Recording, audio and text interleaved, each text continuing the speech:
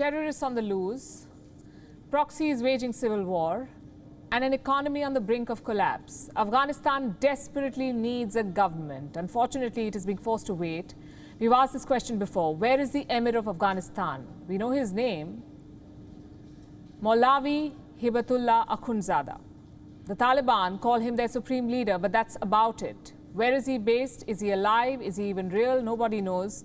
This is a man who lurks in the shadows. If you Google Akhundzada, exactly one picture pops up, just one. Let's assume this picture is real. How recent is it? Does Akhundzada still look the same? Again, nobody knows.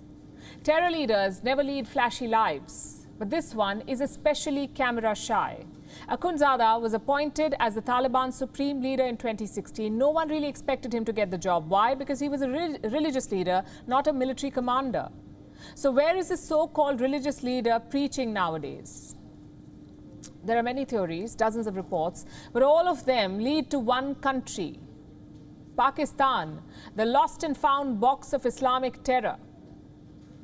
Earlier this week, I spoke to Afghan leader Amrullah Saleh about Akhundzada's whereabouts. He believes the Taliban supreme leader is at an ISI safe house. Listen in.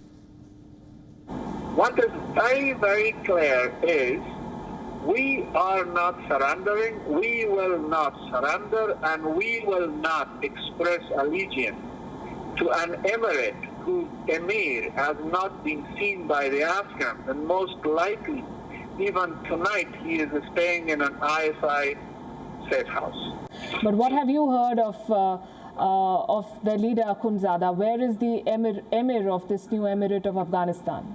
Well, I don't know. I mean, if he is really, in Afghanistan, they have to show him. He has to speak. A lot of the Taliban leaders who have now come to Kabul, they have come from Pakistan. Can't say I'm surprised. The ISI is rated highly as a host for foreign terrorists. The safe houses / guest houses can be found all over the country. Let me show you. We'll start with Akhundzada's predecessor, Akhtar Mansoor. In 2016, he was killed by a US drone strike. Where? Ahmad Wali in Balochistan, Pakistan. Osama bin Laden, killed in a US operation in 2011. He was living in a private compound in Abbottabad, Pakistan. He was neighbors with the Pakistani army. Osama bin Laden's successor also lives in Pakistan, Ayman al-Zawahiri. The United Nations says he is based near the Pak-Afghan border. Apparently, he's too frail to appear in propaganda videos. Hope the ISI are taking good care of him. Now we have the current lot of Taliban leaders, Mullah Baradar. He was arrested from Karachi, Pakistan in 2010. Pakistan took credit for his arrest. But why was Baradar in Karachi in the first place? How did he get there? No answers.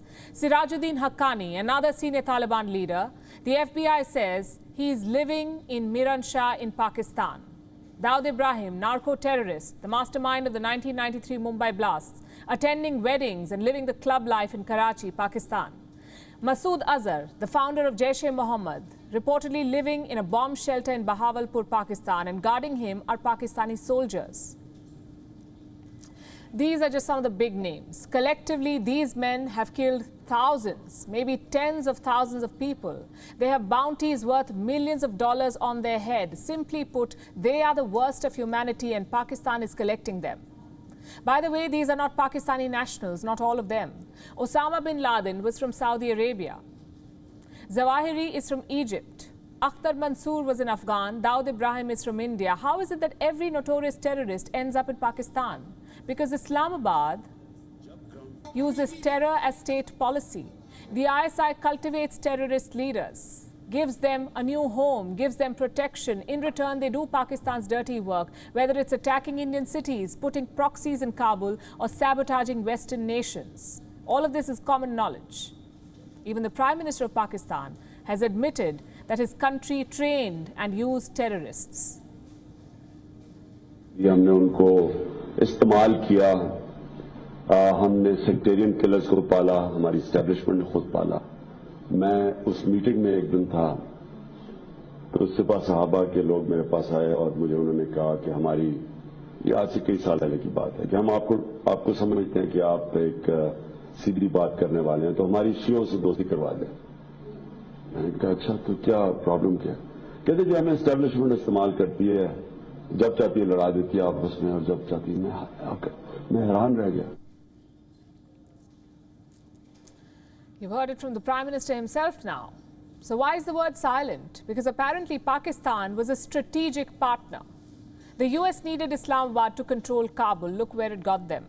Pakistan was playing a cruel double game. When Americans rained fire, Pakistan took in Taliban leaders, offered them protection and weapons, and now the Taliban are repaying that debt. Their spokesman Zabiullah Mujahid called Pakistan a second home. He says the new emirate will deepen strategic ties with Pakistan. They call it strategic ties, but it's actually more of a terror nexus. And I can already see the headlines.